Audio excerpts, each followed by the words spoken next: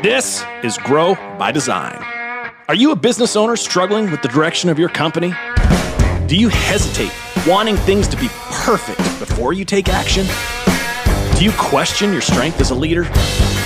If you answer yes to any of these questions, this is the show for you.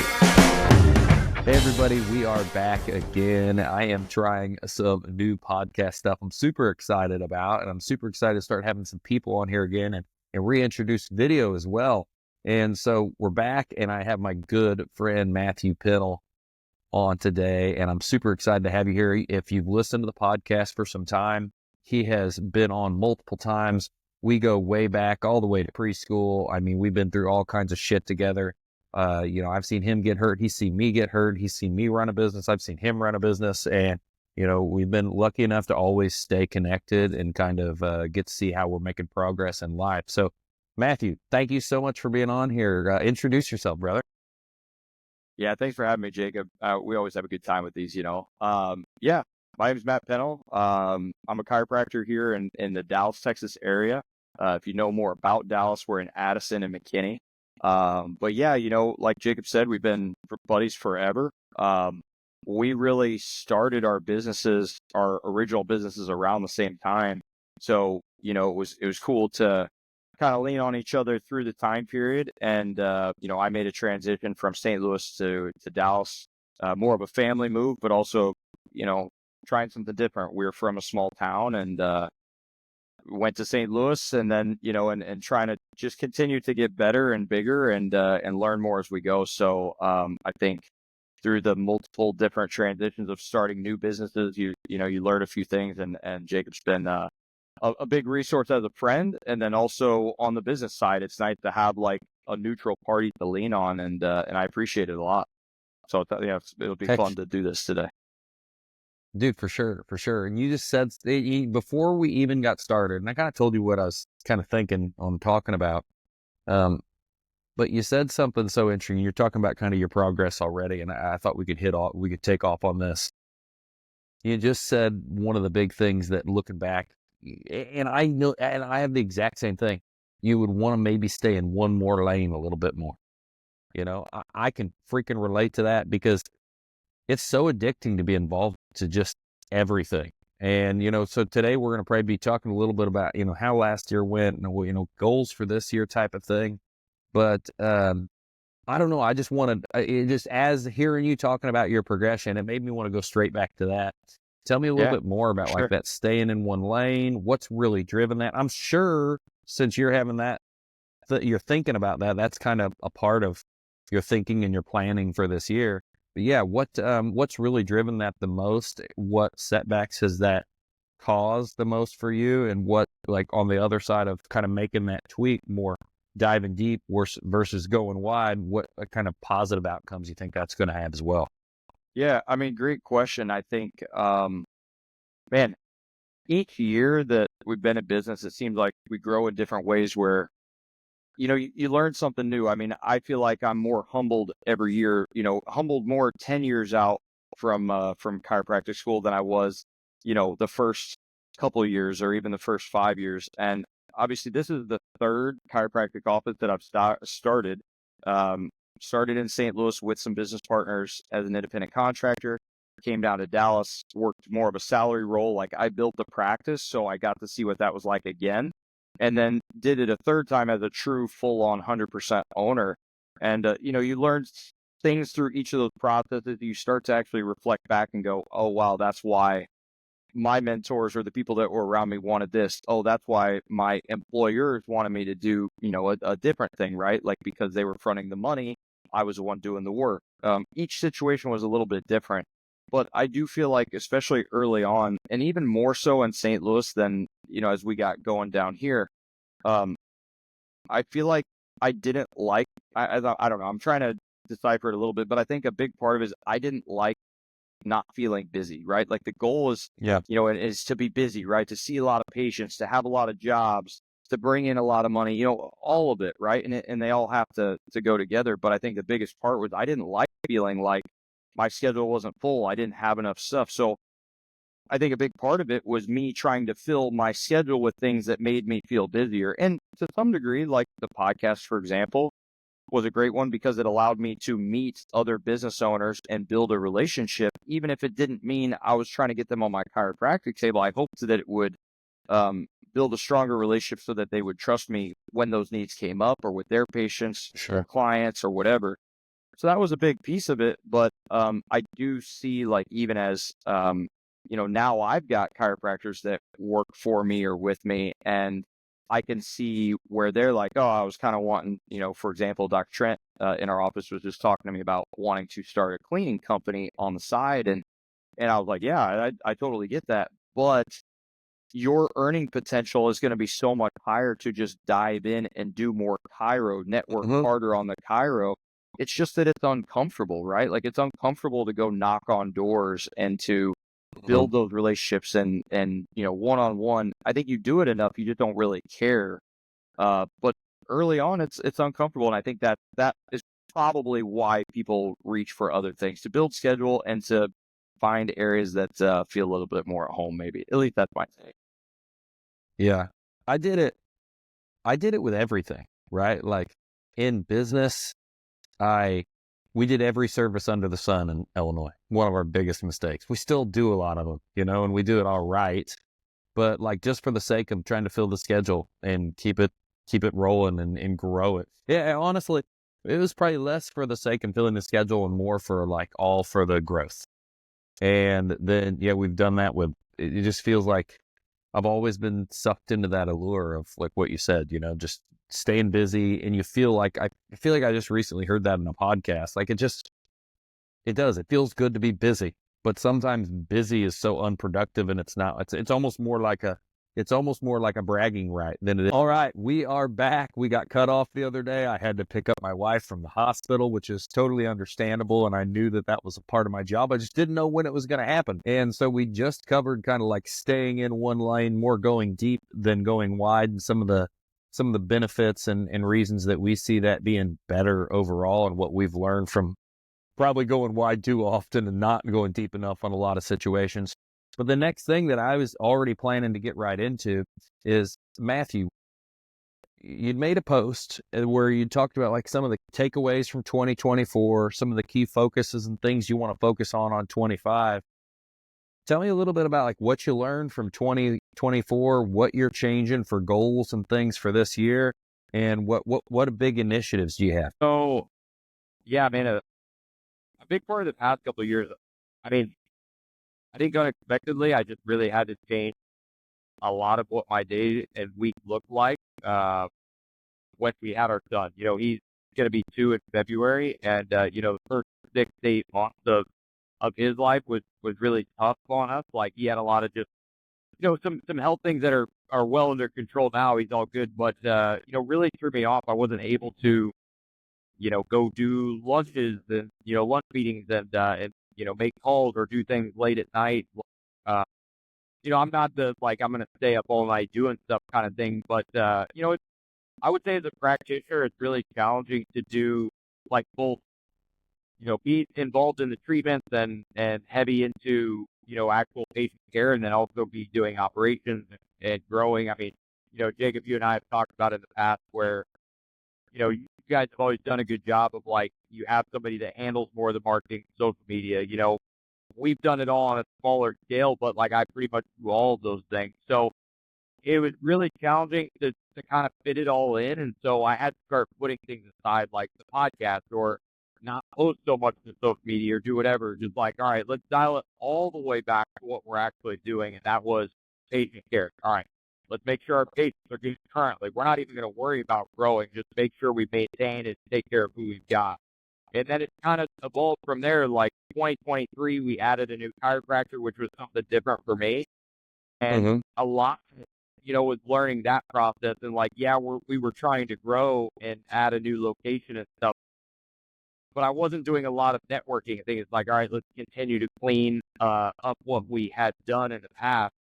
And 24 was just even more of that. Like, we made a transition from that chiro to another. Just the original wasn't a right fit, so we're trying to move away from that, not linger too much on something that just wasn't working. But yeah, I mean, it really just came back to, like, all right, in order for us to grow, for example, we take insurance for chiropractic, and that's kind of its own thing. I was having my office manager who's checking people out and making calls, who's also doing insurance and personal injury, and it's too much. So like we had to outsource insurance billing. We had to, outsource a couple things and clean up a couple items to really like make sure that my staff and employees and myself could breathe enough, and it'll eventually make us more money as we got rid of some of that extra thing too. So it's like that kind of internal cleanup in order to then like grow. And now, 2025, I would love to double our business this year, which would take a massive push on the marketing side and being out and about. Now I feel like we have the right people in place. We just really need to start, figuring it out. I do think, now that my son's a little bit older, we've got a little bit better handle on things. Hopefully we can be I mean, with kids and family and business and all that stuff, it's hard to be super scheduled, right? But, I like some level of consistency in my schedule of like, all right, I'm going to work out at this time. I'm going to, I can do a week, a lunch meeting, because we don't have enough bodies yet for me to have other people in place to treat all the time so that I can be out and about or vice versa. I think that's really what it came down to, is just like being okay, cutting it back a little bit, and then reshaping it to grow more, I think. That's awesome. Yeah. I mean, that's such a hard thing to juggle, right? Like family and business and trying to get it going. Like, I feel like I was very lucky to get it to the point it's at now, to where I do feel like I've got more time to breathe. But even now, it's still the same stress. Like and then the problems just seem like they get bigger over time and financially bigger over time. I think you said something that I thought was awesome, is that whole kind of farming some of the services out, or some of the stuff, the insurance billing and keeping on top of the stuff to try to give people more time to breathe. That was one thing that, like, even with my YouTube content, I started farming out the editing of that, because I was just like, I can't do all this stuff, and well, and you realize that like you can go to Upwork and Fiverr and you can pay next to, doesn't even cost that much. You're like, why was I even doing this? I'm killing myself to try to do it.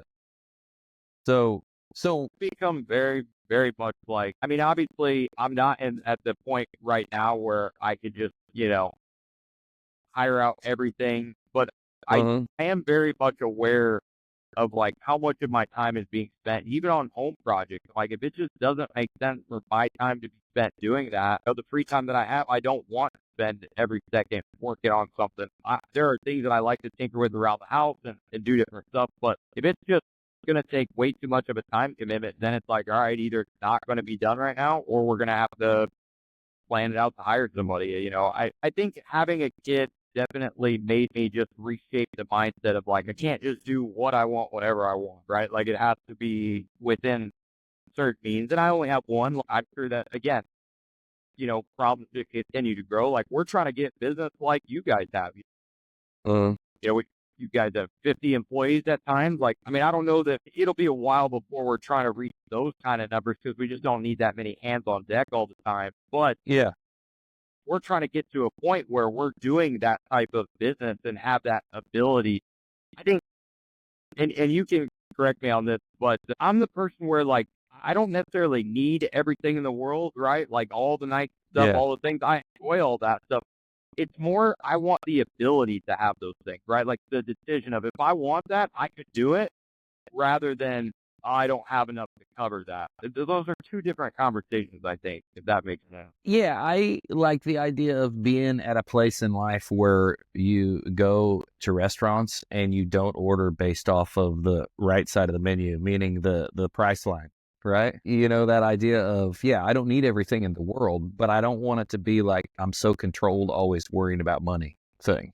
It's not about having everything and how much can I consume. You said it perfect. It's about not just knowing that I can, is ultimately where I want to be, that level of security that you get from that. Yeah, that's huge. I mean, I think early on, everybody's ego is different in business and life and all of that stuff. And that's what creates us as individuals. It doesn't make it right or wrong. But, when I first graduated chiropractic school, I wanted to have a nicer vehicle and things. And I didn't get anything crazy by any means, but I was driving a paid off, vehicle that my parents had when I was younger, and it had a little rust and stuff, but it was paid off, right? But I'm like, oh, like I want to, get the truck, and whatever. And again, wasn't that expensive, but it was just an extra expense that I didn't need. I think now being at least further along, I wouldn't say on the other end, but further along, like I love my paid off vehicle now. Well, that I've got, like it's great. One less payment to deal with. That all that stuff can go ins and outs of wanting something new or whatever. But again, it's more like more excited for the ability to have something if you want it, and if you want to be able to save or just not commit the money there, like it's a good feeling. 100%, 100%. What is it? One of the people's biggest fears or things that they want the most is the feeling of significance. And I know that, like, whether that be like your notoriety or what you assume, what you feel like your financial status is, or your car, like, I just feel like no matter what it is, like in some way, we probably all go for that a little bit because it's one of our big needs. It's one of our things that somehow we want to fill that cup. And so, I mean, no matter what, I think people are always going to kind of hunt for that sum. I think that's why people want to grow businesses so much, because I think that we want to be significant, I think for sure, like we all have different reasons for wanting to grow and build. Like just touching on the notoriety thing that you had mentioned, like I think when I graduated, I really wanted to do pro sports. And a big part is because I enjoy athletics. I do, always athlete growing up. Also, it's more fun to me for working on athletes because they can give you feedback differently than somebody who's sitting at a desk all day. You actually get different responses and see the product of your hard work. So there's definitely some parts of that make it fun, but also it was cool to be, associated with St. Louis Blues and some of those, like, there are people like that. I liked it, right? And I think that's also some of the change that has happened in the past couple of years for me is like, I mean, I still enjoy that stuff, but I really don't care anymore if somebody's a pro athlete or not. Like, I'm trying to go where there's more money that's going to support more of our family goals, which eventually is freedom. And again, the ability to do kind of what we want. And in my industry right now, that's personal injury, right? Like, that's a big part of it. Or it's, we're going to start doing nutrition and weight loss. Like there are people that need the help, and you can do it in a good way to positively make an impact. And there's a higher profit margin. So there's just a lot of stuff like that I think you just have to know, I guess, what you're about as an individual, what your goals are in order to shape that up. Because I promise you, like the athlete side is fun, but it's a constant just turnover, new faces all the time. And it's really hard. Like I don't love feeling like I have to max out every single day in order to reach my highest level income, if that makes sense. Yeah. Well, what I like is like with you saying you're kind of cutting back on some of the marketing and you've only got so much time to do all those things, but you're really going to focus on the people. Like that's a little bit, I mean, we are actually pouring into marketing this year because we realized we pulled back last year. But a big initiative that no matter what that's going to be happening is trying to actually create raving fans and really trying to get people to love us even more and promote us, because we've always been pretty good about getting referrals from clients. But we're trying to make that customer experience even better. And what's crazy is like just what you're talking about. Like if you pour in and focus on those people more, and then you're kind of niching down into the areas that are best for you too, right? That's another thing I want to hit on. But pouring into those areas even more, the returns we've got, like even though maybe it's not as many leads as other things, the returns are really huge on those client referrals. Like it's a small amount, but the closing rate's massive. And usually it's like, whoa, it's pretty substantial that much money came from just that. Also, these people that are willing to go out of their way to refer, they want to do more business with you, right? Like they're not a one and done. Like they want to be there. And I've even seen in something like that, just that initiative, like people want to continue to refer, and that's just us. That's what something that we've kind of found right now. But yeah, I don't know. There's all kinds of options, right?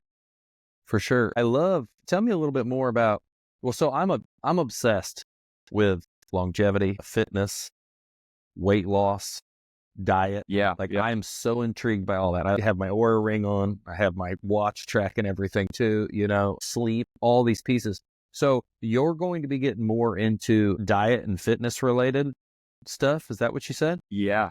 Yeah. So last year, there's a friend of mine out of Illinois and Missouri that, well, I guess out of Missouri now, but he has done nutrition and weight loss for years. And he helped my dad last year lose like 60 pounds. But it's not just, hey, we're going through a medical director and ordering Ozempic. It's like, hey, where are you right now? What's your, what's your blood pressure? What's your checking everything over? What are your blood levels? And understanding better what that person's about as an individual. And then creating nutrition programs that make sense to get them going, and then introducing the potential of something like Ozempic if it makes sense for them. But we're not just giving like, hey, yeah, you qualify, cool, let's get you Ozempic. It's such a cheater method. I mean, yes, I've seen it work for a lot of people. I think you kind of get into people that need it and don't, and just like want to drop a few pounds or whatever. It's kind of getting, goofy like that. But yeah, I mean, I think there are opportunities to really help people change their lives and get them on track to make good long-term decisions. And that, to me, like I saw my dad, it's not perfect. He's had some regression, but I mean, he was really like checking his levels every day. He was going through the process. And I don't know, I felt like there was a lot more to it. And if we can provide that kind of service for a group. So essentially, the long story short, he's going to help us on that side. Like Very cool. It's my business putting it together, but he's going to consult for the nutrition side, and then we'll have an MD that is oversight and that will actually do consults as well with the individual to make sure that they qualify and, zero out any red flags and things like that. So trying to just, put it all together and give, I think you guys have always done a great job of, if somebody likes what you do, what else can we offer them within reason? And I think that's what we're trying to do as well. Is like, hey, they like and trust us, but we have to make sure that our product then fits our brand also, and make sure that we're supporting it, and it's not just some nonsense that is going to make us look bad either. Yeah, I like that, and I like what you said. You said a multitude of things that I'm interested in that business so much. Like, so I'll hit on that after. But you said something about the whether it's tirzepatide or Ozempic or semaglutide, whatever GLP-1. Yeah, so some kind of GLP-1 inhibitor. You said the deal about it is a shortcut, or it is like, like not just going straight to that. And like, yeah, I think that's and I think that's the thing to quantify. It's not bad, but ultimately, you mentioned another little piece. And I heard this in a podcast, as long as it can be used as the aid to get to creating a good habit. You know what I mean? Like, as long as you can use that, because there's people that want to stay on it forever, and that's the biggest hang up for a person like me, which I get that it would work, but like the fact that it pretty much starves yourself. So if you, depending on how you're wanting to build, you're going to lose fat and muscle. And so the people that don't create good habits, you lose all that. And then if you get off, you just gain back all fat, and then that's the big issue.